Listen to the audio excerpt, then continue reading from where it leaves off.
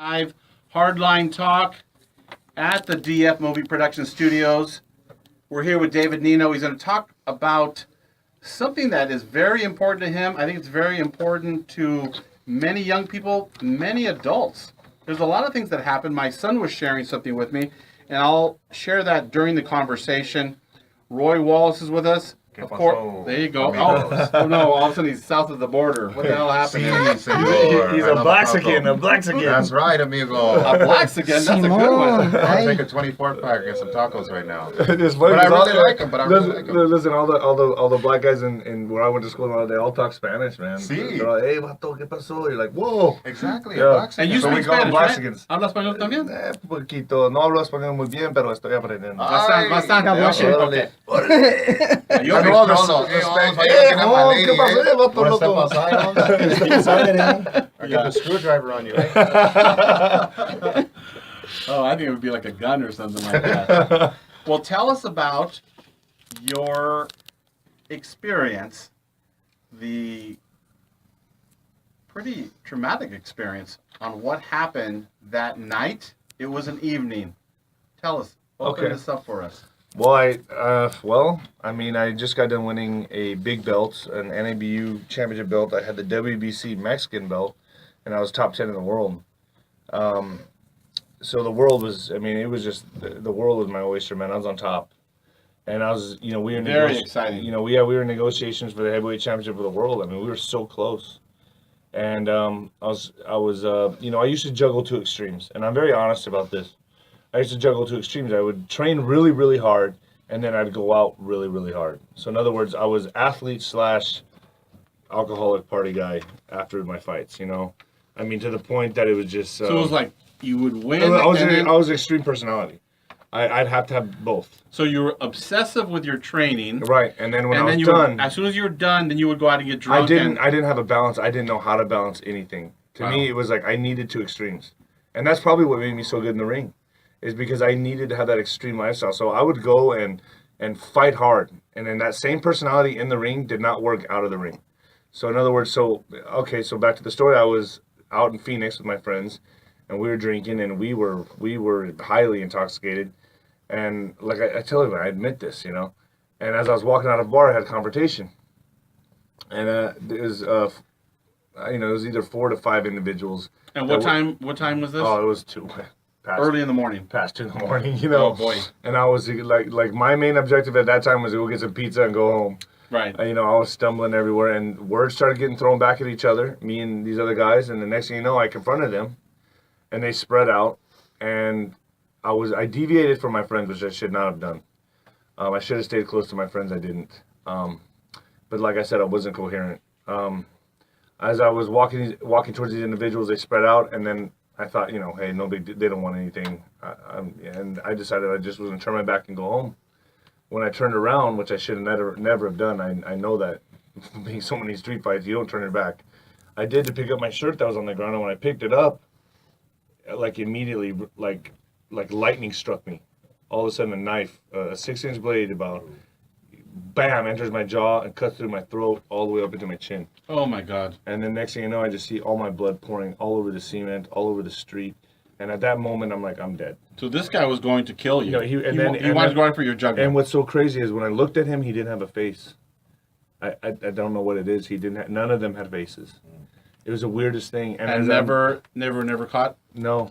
And as I'm staring at these guys and I'm trying to catch my blood as it's coming out of my neck, I guess it was just like an instinct. Oh my. And I'm realizing at that moment, I'm dead. There was no, could I be dead or should I? No, I thought in my mind, I am dead. And at that moment, my friend comes running around the side, going wanting to know, hey, what's going on here? He's screaming like that. Then I see him lift his hands up and he gets stabbed. So now we're both stabbed. And then he falls on me and we both hit the street and we're bleeding out. He got it on his arm in 2 places and I got it. I got filleted. My whole face fell off. The only reason it looks the way it does right now is from a cosmetic surgeon that don't look very good. Thank God, somewhat. But it was 369 stitches, inside and out. And so... How much time did it take to heal that? Man, It took, that was my fault. I got right back in there. My only 2 losses I've had in my career were right after the knife injury. I see. And So were you a little timid? You kind of it wasn't shied away from that side? No, I was You not weren't. timid. I was angry, and that's Okay. what threw me off my game plan. Is I was too angry going in the ring. You couldn't think clearly. I wasn't the calm David. Calculating. I was not the Right. calculated killer I used to be. Right. I was angry. I wanted to kill the guy. Right. Instead of being calm. So you and put fluid. the face of your Right, opponent on exactly. that I was person too that angry. stabbed you. I took the trauma and put it in the ring, and it didn't work for me. Right. You Where know, before you kind of I calculate, was you had a very game calm. plan. I You was knew what very gonna scientific, and I would hit guys, and I knew where to hit them. have people come into And your this time web, I was right. just exactly. And then this time I'm barging right through them. I'm trying to kill them.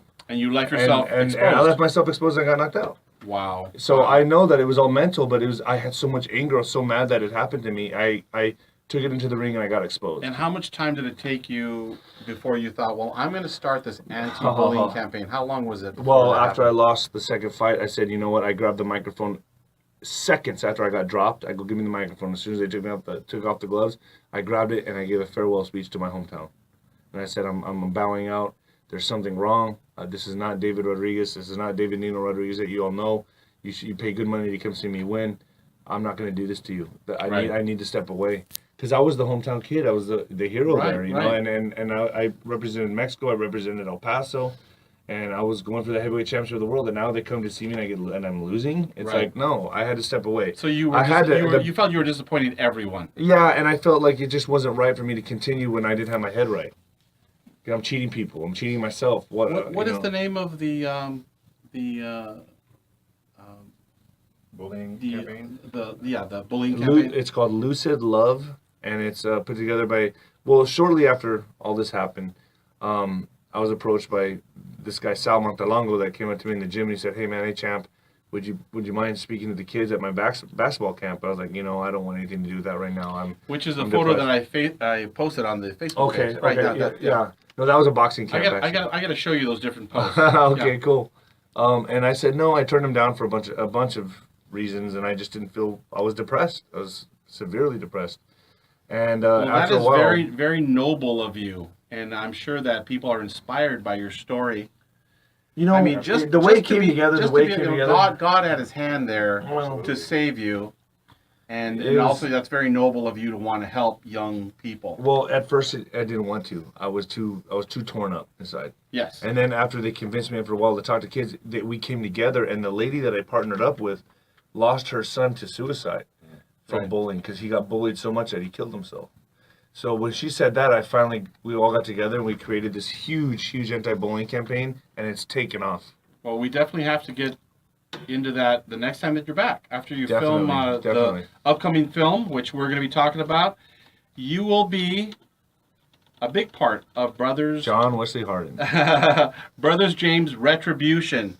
We had Aaron Morga and Frank Powers here a few weeks ago, and Mo Kelly was here, Scott Ingrati was here, and we're really excited to see the film. I mean, the trailer was amazing. I can't wait to start filming. It's going to be so amazing. much fun. It's hailed as the Forrest Gump of Westerns. I think it's the Boondock Saints. I would think of the Boondock Saints of Westerns. That's what I like to call it. Well, I like that. It's about the Confederate flag. No, just that's a Mexican guy that beats everybody's ass. Because they have the Confederate flag. I'm going to kill you. Terminator, Mexican style. No, Terminator. No, I'll be back, cabron. Well, we're gonna be back to hear about as much of the film as we can, and especially David Nino's part. This is Hardline Talk. We're live at the DF Movie Production Studios in Anaheim, California. Check us out on Facebook.com/HardlineTalk and HardlineTalk.com, and we're on Twitter @HardlineTalk. We will be back live in just a minute.